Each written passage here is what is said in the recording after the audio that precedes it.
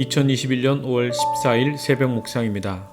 오늘 함께 나눌 하나님의 말씀은 출애굽기 16장 29절 말씀입니다. 볼지어다 여호와가 너희에게 안식일을 주므로 여섯째 날에는 이틀 양식을 너희에게 주는 것이니 너희는 각기 처소에 있고 일곱째 날에는 아무도 그의 처소에서 나오지 말지니라.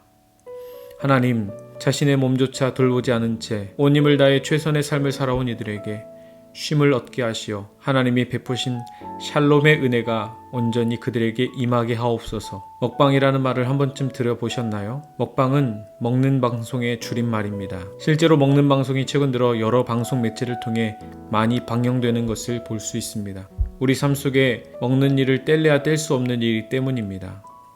먹는 것과 관련된 옛말들도 많이 있습니다. 흔히 다 먹고 살자고 하는 것인데 라는 말도 있고 먹는 게 남는 것이라는 말도 있습니다.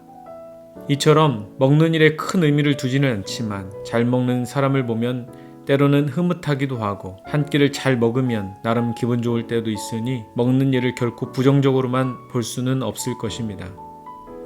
오늘 본문은 하나님께서 이스라엘 백성에게 만나를 주신 일을 기록하고 있습니다. 먹는 일 때문에 이스라엘 백성은 하나님께 불평합니다.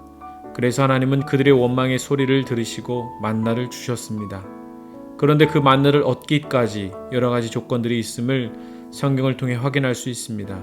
첫째, 각 사람은 먹을 만큼만 거둘 것. 둘째, 여섯째 날에는 갑절의 식물, 곧 하나에 2오멜씩 거둘 것. 셋째, 일곱째 날에는 안식일인즉 그날에는 아무것도 없음이라는 조건이었습니다.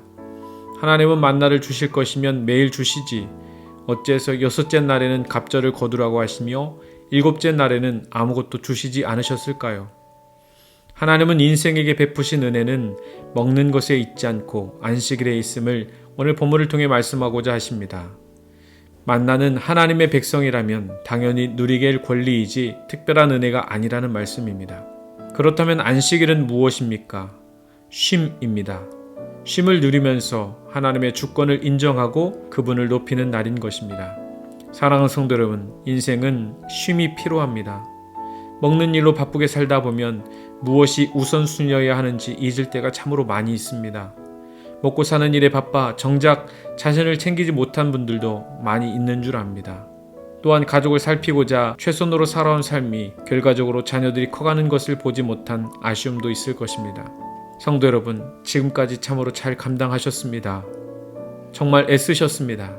그러나 하나님께서 안식일을 허락하신 일은 안식일에 쉼을 얻고 그 쉼의 은혜를 통해서 하나님을 예비하는 자가 되라 말씀하십니다. 로마서 14장 17절, 하나님의 나라는 먹는 것과 마시는 것이 아니요 오직 성령 안에 있는 의와 평강과 희락이라.